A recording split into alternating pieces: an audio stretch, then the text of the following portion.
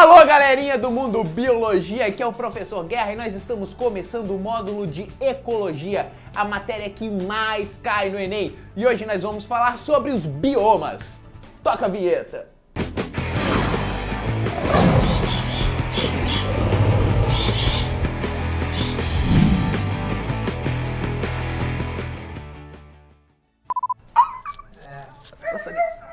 Antes de falar sobre os biomas, é legal a gente começar dando uma olhadinha nos níveis ecológicos. Um conjunto de indivíduos da mesma espécie que vivem no mesmo lugar é chamado de população. O grupo de populações de espécies diferentes em um mesmo local constitui a comunidade daquele local. E um certo conjunto de comunidades é que constitui o bioma.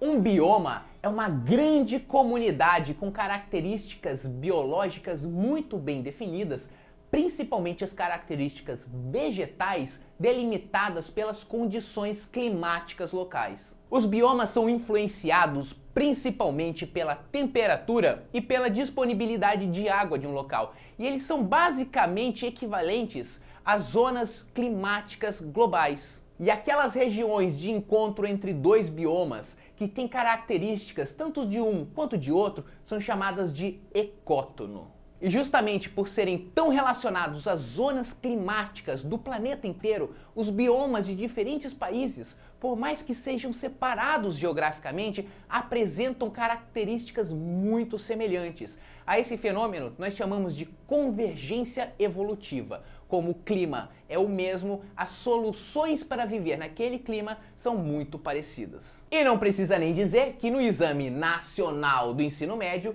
caem principalmente os biomas do Brasil. São eles a Amazônia, o Cerrado, a Mata Atlântica, a Caatinga, os Pampas e o Pantanal. E o maior dos nossos biomas é ela, a Amazônia, uma floresta tropical latifoliada, estratificada, extremamente diversa, onde chove muito. Índio não morre, Tainá. Vira pássaro, vira bicho. Índio vira floresta. Ser uma floresta latifoliada significa ser uma floresta com folhas largas. Isso significa que o subbosque, aquela região mais baixa da floresta, mais longe do dossel, da cobertura mais alta de folhas, está sempre na sombra. Então as plantas da Amazônia, por mais que sejam grandes árvores, elas todas começam brotando na sombra. Elas precisam ser adaptadas para crescer em regiões sombreadas. E você olha essa floresta imensa e você pensa, o solo deve ser muito bom ali. Mas você se engana. O solo da Amazônia, na verdade, é muito pobre. E esse paradoxo pode ser explicado porque os nutrientes que sustentam essa floresta estão numa camada chamada serapilheira, essa camada de folhas e detritos que caem e que sustenta a floresta pela ciclagem dos nutrientes. A serapilheira se decompõe e fornece os nutrientes para essas plantas. E ao mesmo tempo, como ela é uma estrutura tridimensional e complexa, ela abriga vários animais de chão, como principalmente insetos.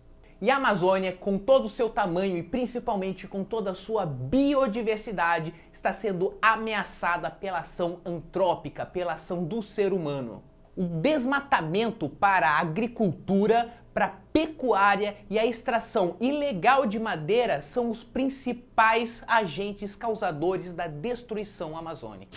E o nosso segundo bioma de hoje é o Cerrado, que também é o segundo maior bioma do Brasil. E apesar de ser o segundo maior bioma do Brasil em extensão territorial original e ser extremamente diverso, o Cerrado é o bioma mais ameaçado. É um dos maiores hotspots de biodiversidade do Brasil, porém é aquele com menor área preservada. O Cerrado é caracterizado por vegetação arbustiva, muitas gramíneas, árvores com troncos retorcidos e casca bastante grossa para resistir aos incêndios sazonais. Esses incêndios sazonais, eles são naturais, eles renovam a cobertura vegetal, eles são necessários para a floração de várias espécies do cerrado e não devem ser confundidos com incêndios criminosos que destroem o cerrado. E o cerrado, localizado na região centro-oeste, é tão ameaçado justamente pelas grandes plantações, pelas grandes monoculturas, principalmente de soja para exportação. E o nosso próximo bioma é a Mata Atlântica, semelhante em muitos aspectos à floresta amazônica. A Mata Atlântica é outro hotspot de biodiversidade. Ela é muito diversa, mas também ela é muito degradada, principalmente pelo fato de se localizar na região litorânea do Brasil, onde justamente a maior parte da população se encontra. Justamente por se localizar na serra litorânea do Brasil, ela recebe a umidade do ar, o que favorece o crescimento de uma grande floresta estratificada com muitas plantas epífitas. Uma planta epífita é uma planta que cresce sobre outra planta. Não confunda epifitismo com parasitismo. A planta epífita não se aproveita da planta sobre a qual ela cresce. Ela só se apoia ali para pegar um solzinho. A Mata Atlântica, então, é um conjunto de formações florestais. E a formação que já caiu na prova especificamente é a mata com araucárias. A mata com araucárias não é o subtipo florestal mais importante desse bioma, mas como ela já caiu no Enem, é sempre bom a gente dar uma olhadinha com mais cuidado. A árvore mais característica dessa parte da Mata Atlântica é esse carinha aqui, a araucária, que parece um guarda-chuvinha com as folhas lá em cima. A araucária ocorre mais para a região sul, para as regiões mais frias, ou então nos topos dos morros da Serra da Mantiqueira, ali na região de São Paulo, Rio de Janeiro. E o nosso próximo bioma é o único bioma 100% brasileiro. É a caatinga, que ocorre na região semiárida no Nordeste. E as plantas desse bioma são adaptadas a essa condição mais seca, mais difícil de viver. Então elas possuem, por exemplo, parênquima de reserva, principalmente reserva de água,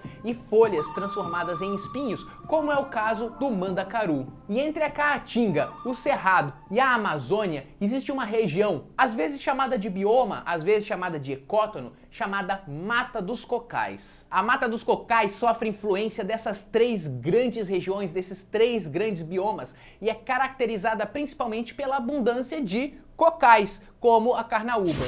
E o nosso bioma mais sulino do sul do Rio Grande do Sul é justamente o Pampa.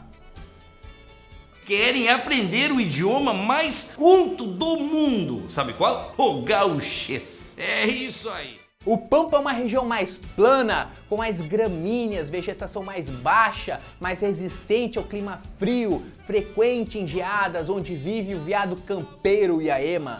E por fim nós temos o Pantanal, uma das áreas também mais ricas do Brasil, que fica numa planície alagável. E o Pantanal vive basicamente em função dos rios daquela região. Em época de cheia, os rios saem do leito e formam uma grande planície alagável, um grande mar interno por onde os peixes podem andar. É uma fantástica visão, extremamente alagado, e por isso as plantas precisam estar preparadas para viver parte do ano submersas. Mas na época da estiagem, quando os rios voltam para o seu leito, eles acabam formando poças e piscinas que aprisionam vários peixes, que se tornam um banquete para as aves migratórias. É isso aí, galerinha! Hoje nós começamos o nosso módulo de ecologia vendo o que é um bioma, quais são os principais biomas do Brasil e suas principais características. Eu sou o Professor Guerra, tô com você rumo ao topo do Enem e até a próxima! E aí, curtiu o vídeo? E aí? E aí,